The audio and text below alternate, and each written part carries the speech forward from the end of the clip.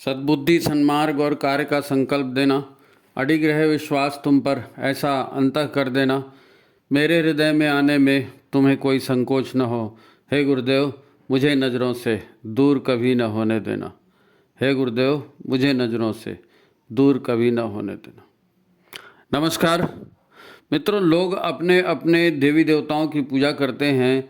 कोई पोथी पढ़ता है, कोई मंत्र जाप करता है, कोई केवल दीपक अगरबत्ती जलाकर नमस्ते कर देता है। आज हम जानेंगे कि यह सारा संसार जो कि प्रकृति और परमात्मा का या ऊर्जा और महाचेतना का खेल ही है, तब ये देवी देवता कौन है और क्या करते हैं? पूजा करने, धूप दीप चंदन प्रसाद माला आदि चढ़ाने से होता क्या है? कई लोग आरती करते हैं, चालीसा स्तोत्र गुरु चरित्र आदि पढ़ते हैं, रामायण पढ़ते हैं, तो ऊर्जा के स्तर पर कुछ होता भी है या नहीं? हर आदमी यह सब अपने उज्जवल भविष्य के लिए, अपनी सांसारिक कामनाओं की पूर्ति के लिए करते रहता है, तो वास्तव में होता क्या है? कैसे सफल हो सकते हैं इसमें? इतने लोग पूजा करते हैं, फिर भी उनकी तकलीफ़ें दूर होती कहीं दिखती तो नहीं। क्या देवी देवता या गुरु वास्तव में कृपा करते भी हैं या सब खाली टाइम पास, दिल की तसल्ली मात्र है? तो मित्रों, ये विषय बड़ा रोचक है और उपयोगी होने वाला है, आत्मसमीक्षा का अवसर देने वाला है। आप लोग वीडियो को लाइक करें, चैनल को सब्सक्राइब करें, नहीं किया है तो चैनल को सब्सक्राइब ज़रूर कर लें, है नहीं? आप व्हाट्सएप में देख रहे हैं वीडियो को तो फ़ोटो पर उंगली रखें, यूट्यूब का मार्क आएगा, उसके ऊपर उंगली रखेंगे तो यूट्यूब में खुलेगा वीडियो, है ना? ये हम बार बार कह रहे हैं क्योंकि लोग ये करना भूल जाते हैं। शेयर करने के लिए और सब्सक्राइब करने के लिए यूट्यूब पर जाना ज़रूरी है ना? आप लोग परिचितों में वीडियो भेजना चाहते हैं तो व्हाट्सएप को कम्युनिटी मैसेजिंग की सुविधा से भेजिए, है ना? तो एक बार में 25, 50, 100, 200 जितने भी लोगों का आप समूह बनाएंगे कम्युनिटी मैसेजिंग में, उतने में एक ही बार में सबको चला जाएगा। लोग हमको अलग अलग नाम और नंबर भेजते हैं तो कि भाई इनको भी ये वीडियो भेज दीजिए, इनको भी ये वीडियो भेज दीजिए, तो इससे बड़ी असुविधा होती है। आप अपना एक खुद कम्युनिटी मैसेजिंग बना लीजिए व्हाट्सएप में, कोई होगा जानकार उसके माध्यम से, तो आप भी इसको और लोगों के पास बड़ी आसानी से भेज सकेंगे। तो चलो आज के मुख्य विषय पर आते हैं। मित्रों, हर व्यक्ति नाम, कीर्ति, धन, ऐश्वर्य चाहता है। बच्चों का भला हो जाए, रोग राई ठीक हो जाए, है ना? या कुछ लोग गुरु की कृपा पाने के लिए, आध्यात्मिक प्रगति की कामना के लिए भी पूजा पाठ करते हैं। तो केवल पूजा पाठ या साधना आदि से ये कैसे संभव होगा? मैं चाहता हूँ आप सुनी सुनाई बातों पर या प्रचलित बातों पर आंख मूंद कर विश्वास न करें। सत्य की गहराई तक जाएं, तह तक जाएं और आत्मचिंतन से किसी निष्कर्ष पर पहुँचे। ये जीवन महत्वपूर्ण है, जीवन का समय महत्वपूर्ण है, तो आपका समय व्यर्थ नहीं जाना चाहिए, ठीक है? अच्छा, जब यह प्रश्न उठे कि मुझे निजी तौर पर किस देवता की पूजा करनी चाहिए, तो इसका उत्तर एक लाइन में यही होगा कि आपको अपने इष्ट देव की पूजा करनी चाहिए। आपका इष्ट देव, आपका अपना इष्ट देव कौन होगा? तो इसका उत्तर भी यही है कि जो भी कामनाएं, इच्छाएं आपकी हैं या आपने जीवन का जो भी लक्ष्य तय किया है, उसे पूर्ण करने का सामर्थ्य जिस महाशक्ति में है, उसी की पूजा, उपासना या सेवा आपको करनी चाहिए। वही आपका इष्ट कहलाएगा, क्योंकि आपका स्वभाव भी वही है, आपकी चाहत भी वही है। तो उस देवता के शरण में आप जाएंगे, उसकी ऊर्जा प्राप्त करेंगे तो आप ज़्यादा जल्दी सफल होंगे, है नहीं? पूजा या इष्ट की सेवा कैसे करनी चाहिए, यह गुरु या जानकार आपको बताएंगे। ये बात अलग है ना? इसे ऐसा समझें कि यदि आपको पार्षद बनना है तो आप क्या करेंगे? विधायक के आसपास रहिए, विधायक का विश्वास अर्जित कीजिए। उसको लगेगा कि यह आदमी ठीक है, मेरे काम का है, मेरा कहना मानता है, तो आपको पार्षद बनने में सहयोग करेगा। अब यदि आपको विधायक बनना है तो आप अपने क्षेत्र के सांसद या पार्टी के बड़े अधिकारियों को अपनी सेवा दीजिए, उनके साथ रहिए, उनका काम करिए, यानी उनका विश्वास अर्जित करिए, तो फिर आपको विधायक की टिकट भी मिलने की संभावना बनेगी। यदि आप सीधे जनता के संपर्क में हैं, हमेशा जनता के सुख दुख में आप संघर्ष करते रहते हैं, है नी, तो आप सीधे जन नेता बन सकते हैं। आपको व्यापार करना है, ठेकेदारी करनी है, तो कुछ दिन किसी व्यापारी या ठेकेदारी के साथ रहेंगे, उनके गुणों को सीखेंगे, अनुभव प्राप्त करेंगे, तभी ना करेंगे, है नी, तभी चलकर आपको सफलतापूर्वक अपना व्यापार या ठेकेदारी करना नसीब होगा। इसी तरह हमारे यहाँ हर क्षेत्र में काम करने वालों के लिए देवता हैं, है नी, उस निश्चित देवता की उपासना करके आप उनके मार्ग पर चलना सीख सकते हैं। उस देवता की विशेषताएं आपको चाहिए ना, उस तरह का आप भी बनना चाहते हैं तो उनके मार्ग पर चलना सीखें। संगीतकार के लिए सरस्वती है ना, संगीतकार है, नृत्यकार है, तो सरस्वती उसकी देवी है। टेक्नोलॉजी के विषय में आपको कुछ करना है, अध्ययन करना है, तो विश्वकर्मा भगवान है ना। गोपालन, योग, प्रेम, अध्यात्म और ऐसे ही अन्य विषय में आप सफलता चाहते हैं तो फिर भगवान कृष्ण हाजिर हैं, आप भगवान कृष्ण की उपासना कर सकते हैं। आप सिंपली सुख शांति से परिवार में रहना चाहते हैं तो मर्यादा पुरुषोत्तम राम है, भगवान शिव हैं, है ना। यदि आपको पहलवानी करनी है, भय मुक्त रहना है, शक्ति संपन्न बनना है, तो फिर महावीर हनुमान आपके इष्ट होंगे। अब इनकी पूजा उपासना करके स्वतः उनके जैसा सामर्थ्य प्राप्त करना है तो ये सीखने के लिए आपको गुरु या मार्गदर्शक की शरण में भी जाना पड़ेगा। वो आपको तरीका बताएंगे कि इन गुणों को पाने की चरणबद्ध प्रक्रिया क्या होनी चाहिए, उसके लिए आपको किस प्रकार साधना करनी चाहिए, है ना। जो मंजिल चाहिए उस रास्ते पर चलना पड़ेगा। अब हर व्यक्ति की कामना, हर व्यक्ति का लक्ष्य अलग अलग होता है, तो उसके लिए उसका निजी इष्ट देव भी अलग होगा। तब बात स्पष्ट है कि आपको वांछित सफलता के लिए 2 दिव्य शक्तियां चाहिए। वो दिव्य शक्तियां आपको वो चीज़ देंगे जो आपके पास नहीं है ना। तो वो 2 शक्तियां कौन है? एक तो आपका इष्ट देव और दूसरा अच्छे मार्गदर्शन के लिए गुरु। वही आपको बताएंगे कि आप अपने अंतःकरण की ऊर्जाओं को किस प्रकार जागृत करके विजयी होने का सामर्थ्य अर्जित कर सकते हैं, गुरु बताएंगे। अब आपने ये भी देखा होगा कि लोग अपने इष्ट देव की मूर्ति या फोटो रखते हैं, गुरु का फोटो भी रखते हैं, खूब धूप दीप दिखाकर पूजा करते हैं, मंत्र जाप करते हैं, प्रसाद बांटते हैं, है ना, भंडारा आदि करते हैं, फिर भी उन्हें अपेक्षाकृत सफलता नहीं मिलती। तो ऐसा क्यों होता है, यह समझना भी जरूरी है।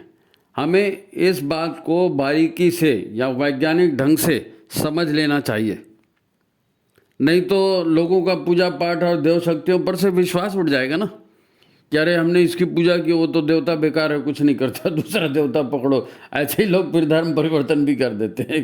33 कोटि हिंदुओं के देवी देवता उनको कम पड़ते हैं। तो जहाँ आपको आवेदन लगाना है, जिस देवता जो देवता आपके अनुकूल है, आप उसकी उपासना करिए ना। अब देवी देवता और परमात्मा या ईश्वर या परम चेतना, ये अलग अलग बातें हैं। देवी देवता अलग चीज़ है, परमात्मा या परम चेतना या ईश्वर ये अलग चीज़ है। देवता तो दिव्य शक्तियां हैं जिनके माध्यम से हमें जीवन मिलता है, विशिष्ट गुण या शक्तियां प्राप्त होती हैं, है नी। अब ये देवता देहधारी भी हो सकते हैं, अशरीरी भी हो सकती हैं, या सूक्ष्म शक्ति के रूप में भी हो सकते हैं। और परमात्मा परम चेतना तो विधाता है नी, विधाता है, परम चेतन शक्ति है। ये कोई स्थूल अस्तित्व नहीं है, ऐसा ही मानकर चलो, है ना। परमात्मा सर्वव्यापी सर्व जगह विद्यमान है, उसी की शक्ति से सारा संसार चल रहा है, तो उसको कहीं हाथ पैर वाला देवी देवता बोल के ढूंढने मत जाना। ये सारा संसार ही स्थूल प्रकृति और उस परम चेतना शक्ति का खेल है। पूज्य गुरुदेव ने तो हम मनुष्यों को भी भटका हुआ देवता कहा है ना, क्योंकि वैज्ञानिकों के अनुसार भी हमारी मनुष्य जाति सर्वाधिक विकसित प्रजाति है। तब हमारा काम है कि हम अन्य प्राणियों और सारी प्रकृति पर्यावरण को जीवंत रखें, क्योंकि यह प्रकृति पर्यावरण ही है जो अन्य प्राणियों के जीवन का आधार है नहीं, उन्हें जीवन देता है। अब हम मनुष्य अपने को देवता या देने वाला नहीं मानते है नहीं, क्या मानते हैं? भोक्ता। देवता नहीं मानते, भोक्ता मानते हैं, भोग करने वाला, कि ये सब भगवान ने हमारे भोग के लिए बनाया, यही तो मानते हैं। हम तो यही मानकर जीते कि सारा संसार हमारे भोग के लिए ही बना है, तो कहीं से भी लूट लो, हड़प लो, मार लो, समेट लो, भोग करो। ये विधि के विधान से उल्टी बात है जो हम कर रहे हैं, इसीलिए मुसीबत में है नहीं। आज पूरी मानवता मुसीबत में, इसे भोग के अति भोग के कारण, लालच के कारण। तो हम धरती के रूप में बुद्धिमान आदमी होने के बावजूद, सबसे बुद्धिमान आदमी धरती के, उसके बावजूद हम अपने और इस सारी धरती के लिए खतरा बन गए हैं है नहीं। देखो, जो हमारे सामर्थ्य में है, हमें मिला हुआ है, उससे उससे जो है हम संतुष्ट नहीं हैं, और उससे कुछ ज़्यादा चाहते हैं। जो हमें मिला है हम उससे ज़्यादा चाहते हैं। इसीलिए हमें शक्तिशाली देवी देवताओं की कृपा चाहिए, क्योंकि हम अपने सामर्थ्य से उसको प्राप्त नहीं कर रहे थे। हमको ऐसा लगता है कि कोई दिला दे, तो भगवान दिला दे, तो देवी देवताओं की फिर पूजा अर्चना शुरू हो जाती। ये एक तरह से अनाधिकार चेष्टा नहीं लगती आपको, कि आपकी क्षमता नहीं है, आपकी कैपेसिटी नहीं है, और आप देवी देवताओं को मस्का लगा करके और उसको पाना चाहते हैं कि चल भाई हमने एक नारियल चढ़ा दिया, 1 किलो पेड़ा चढ़ा दिया, तो अब बदले में हमारी लड़की की शादी हो जाए, मकान बन जाए। आप सोच कर देखो, हम जो देवी देवता की पूजा उपासना करते हैं तो क्यों करते हैं? ताकि हमारा सामर्थ्य बढ़े, हमारी पात्रता बढ़े है नहीं। क्योंकि पूजा के साथ साधना भी जुड़ी हुई है। साधना पात्रता बढ़ाने के लिए होती है नहीं, क्षमता बढ़ाने के लिए होती है। हम वह कुछ पाने के काबिल बन जाएं है ना, कुछ गुण हमारे अंदर विकसित हो जाएं, कुछ हमारी क्षमता बढ़ जाए, तो हमारा स्टेटस बढ़ जाएगा, तो हमको बाकी चीज़ पाने में आसानी होगी। आज की स्थिति में ये हमें नहीं मिल रहा है, वो हम अपनी योग्यता बढ़ाकर प्राप्त कर सकें। जो शक्ति सामर्थ्य आपके पास ऑलरेडी है, तो आप पूजा क्यों करेंगे? आपको सब मिला हुआ है, तो आप बोलेंगे अरे भगवान उगन बाढ़ में जाए, हमने अपनी मेहनत से पाया है नहीं। हम प्रयत्न उसी के लिए करेंगे जो हमें प्राप्त नहीं है, या जिसके लिए हम प्राप्त करने में समर्थ नहीं हैं। तो समर्थ बनना है नहीं।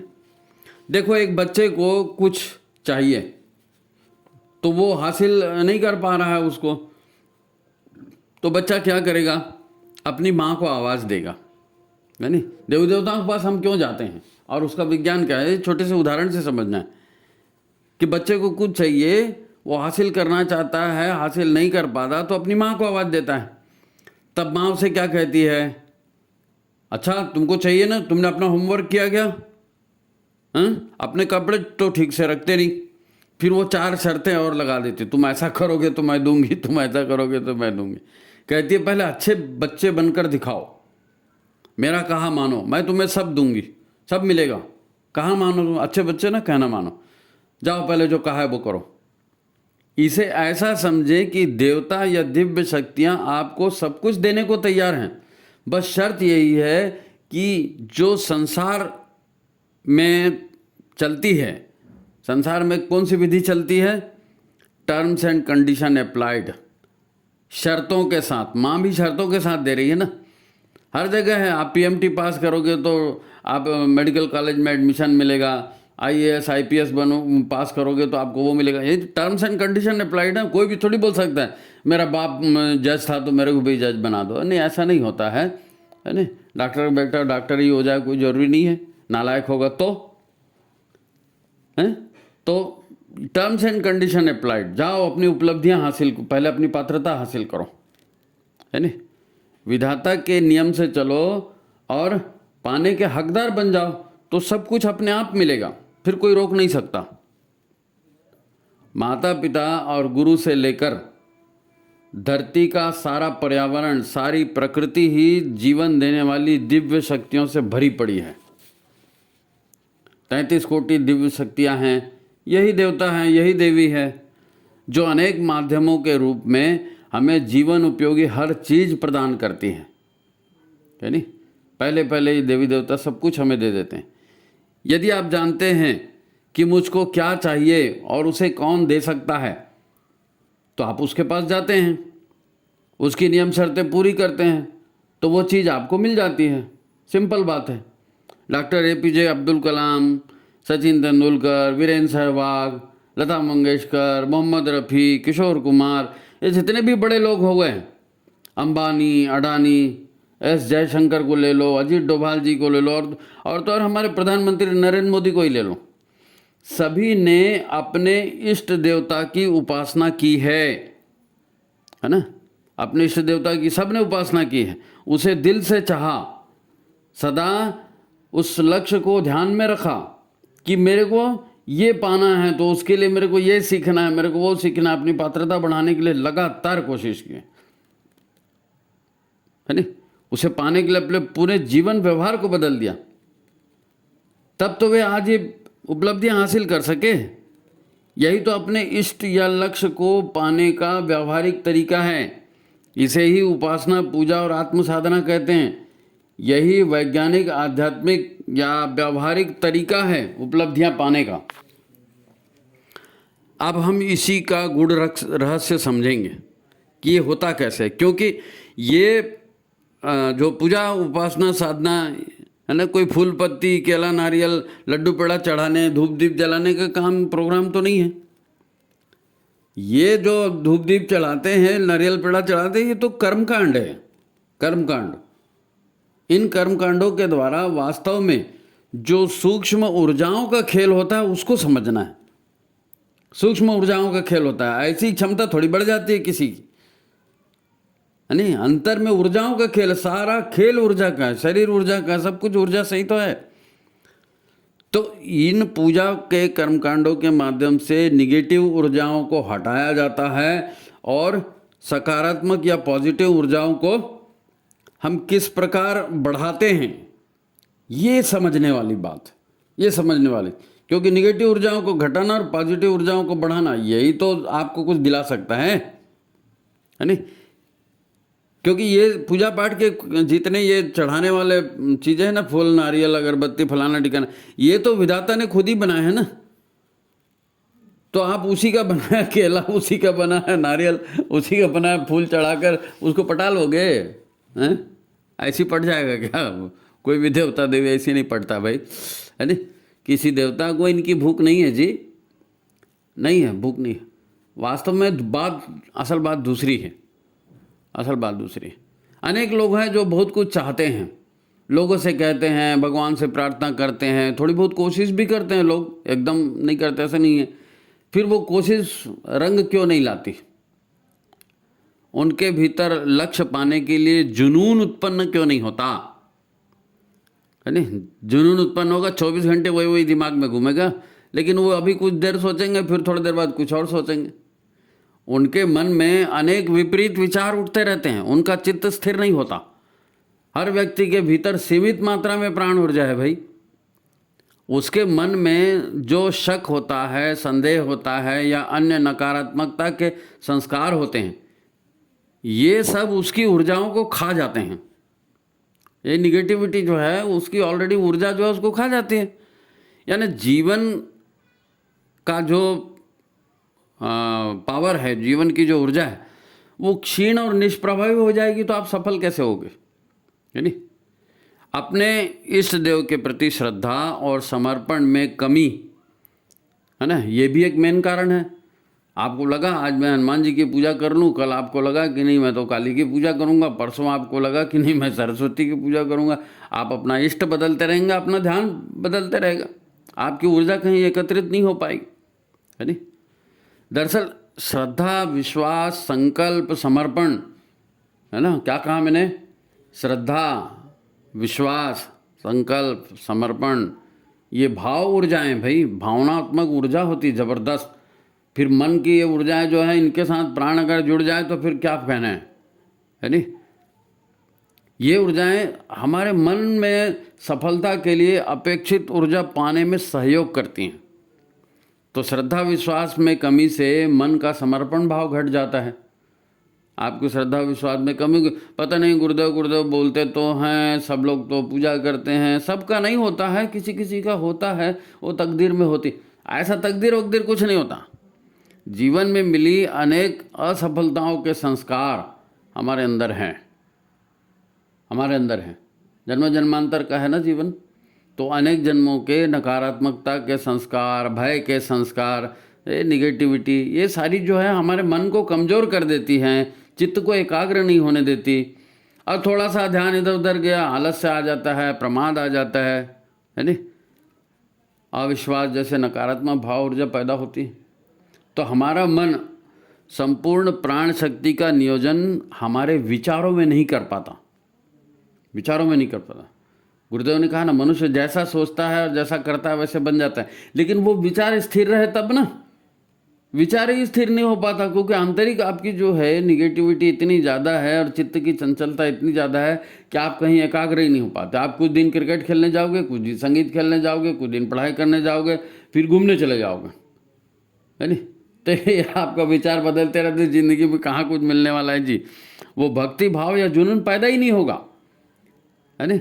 और जो विश्वास करता है, जुनून पा जाता है, वो अपने जुनून के साथ सफलता भी पा जाता है।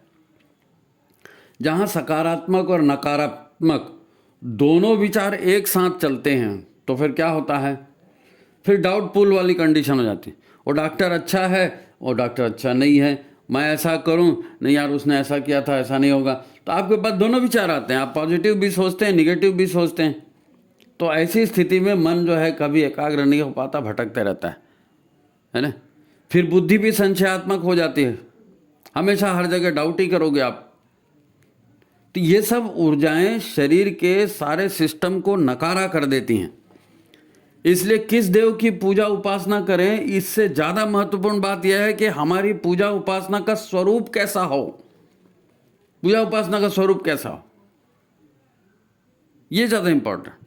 देखो, पूजा उपासना और साधना है क्या, क्या होता है पूजा उपासना और साधना से? हम अपनी आंतरिक ऊर्जाओं को विभिन्न कर्म कांडों के माध्यम से लक्ष्य के प्रति एकजुट करने का अभ्यास करते हैं। क्या करते हैं? अपनी आंतरिक ऊर्जाओं को विभिन्न कर्मकांडों के माध्यम से एकजुट करने का प्रयास करते हैं। ज़्यादा से ज़्यादा गुरु के, इष्ट के संपर्क में रहते हैं, उनका चिंतन करते हैं। अपने आप को फिर हम सामर्थ्यवान इसी ढंग से बना सकते हैं। आंतरिक ऊर्जा के क्षेत्र में भगवान महावीर ने जोरदार काम किया, भगवान बुद्ध ने भी जबरदस्त काम किया। आज ये देवता कहलाते हैं, इनके इतने अनुयायी हैं। इन्होंने आंतरिक शक्तियों के कैसे इनका विस्तार किया जाए, कैसे उपासना साधना की जाए, इसके लिए तो ये आदर्श माने जाते हैं महावीर, भगवान महावीर और भगवान बुद्ध, है नहीं। जहाँ भगवान महावीर अपनी आंतरिक नकारात्मक ऊर्जाओं पर विजय पाने की बात करते हैं, है नहीं। तो इसी को दूसरे रूप में भगवान बुद्ध कहते हैं अपदीपो भव। वो ये कहते हैं कि भाई आपने दीपक आप खुद बन जाओ, आपके अंदर इतनी ऊर्जा है कि आप खुद अपना मार्गदर्शन कर सकते हो, आप में वो सामर्थ्य है।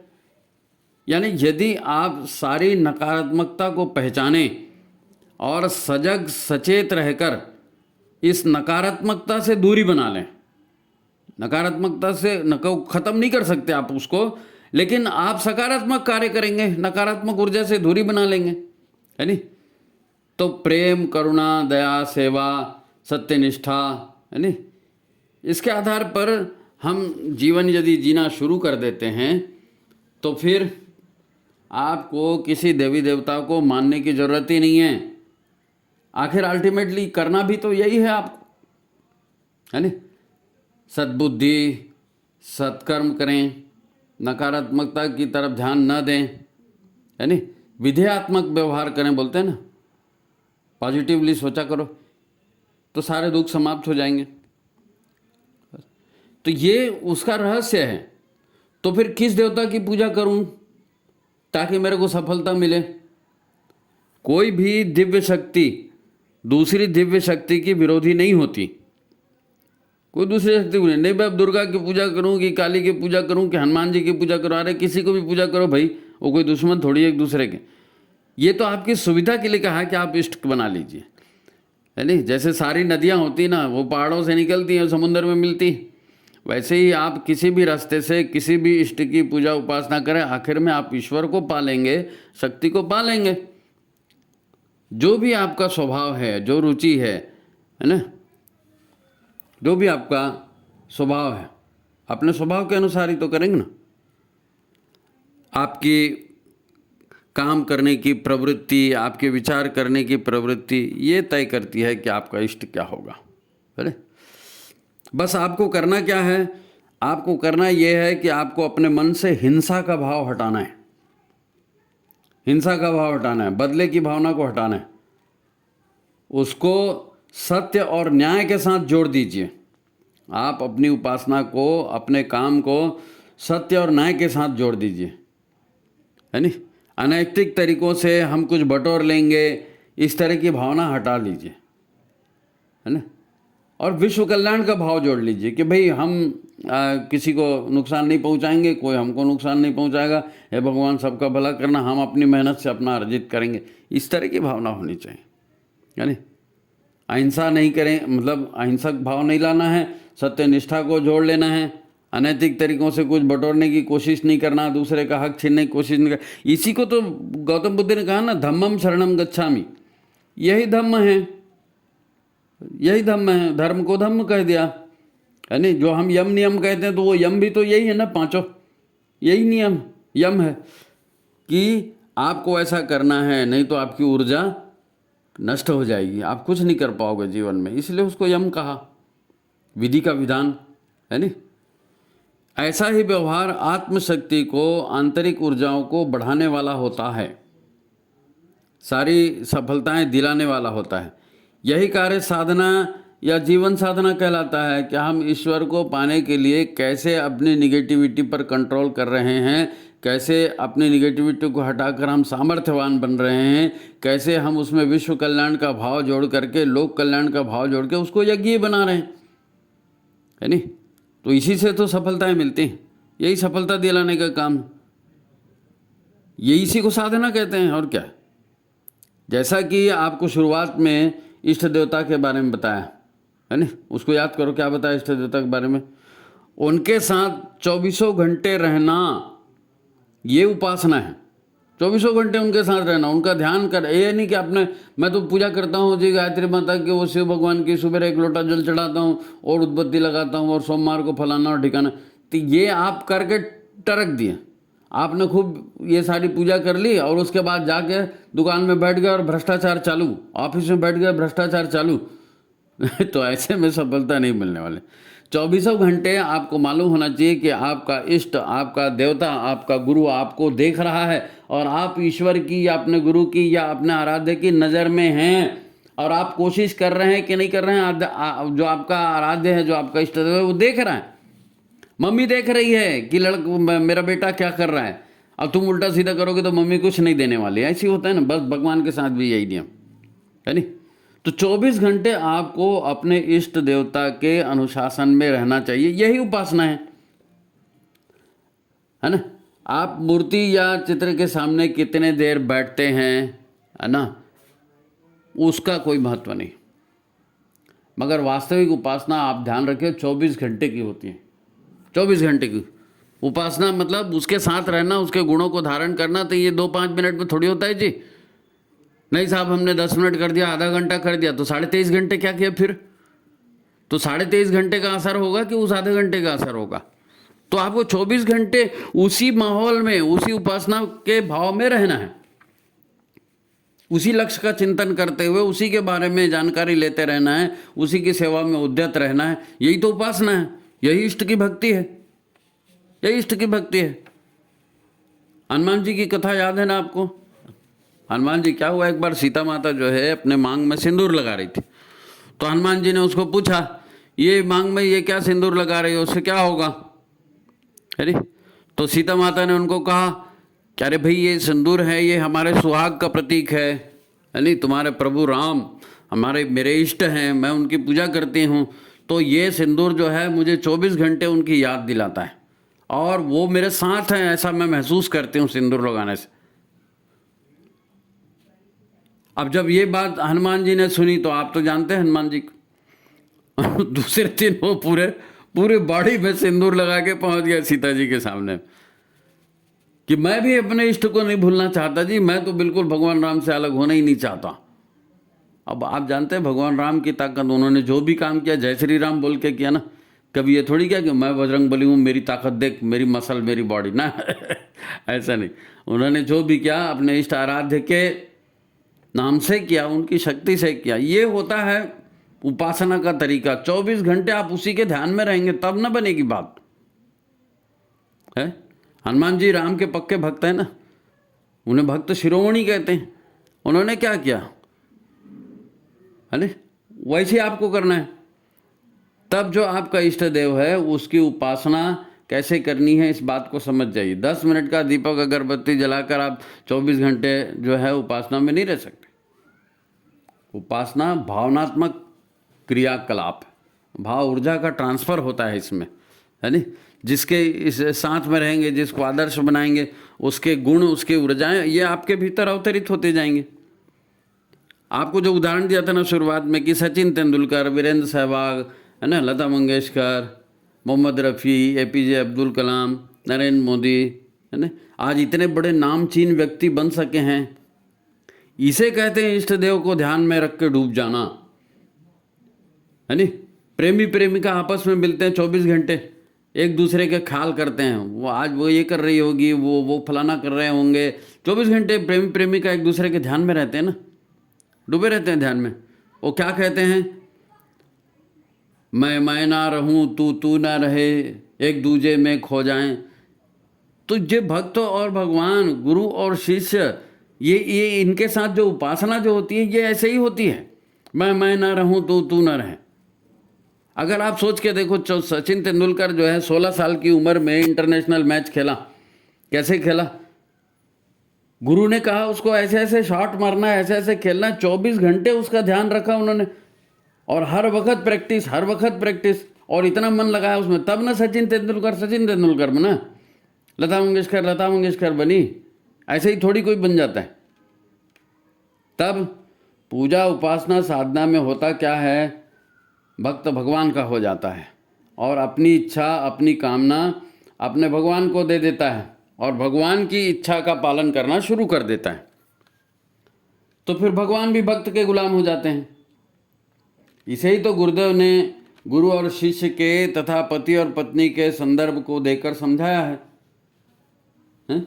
सचिन के जीवन से हम क्रिकेट निकाल दें तो क्या बचेगा। सचिन तेंदुलकर के जीवन से आप क्रिकेट निकाल दीजिए, क्या बचेगा। लता मंगेशकर के जीवन से आप संगीत निकाल दीजिए, कुछ नहीं बचने वाला है इनके जीवन में। तो सचिन क्या हो गए, सचिन ने क्रिकेट 24 घंटे कहा और उसमें लगे भी रहे और अपनी सारी शक्ति, सारी ऊर्जा उसमें लगाए। तो आज सचिन तेंदुलकर को क्रिकेट का भगवान कहते हैं, लता मंगेशकर को साक्षात सरस्वती का अवतार कहते हैं। ये दोनों पूजा उपासना और साधना के साक्षात उदाहरण हैं।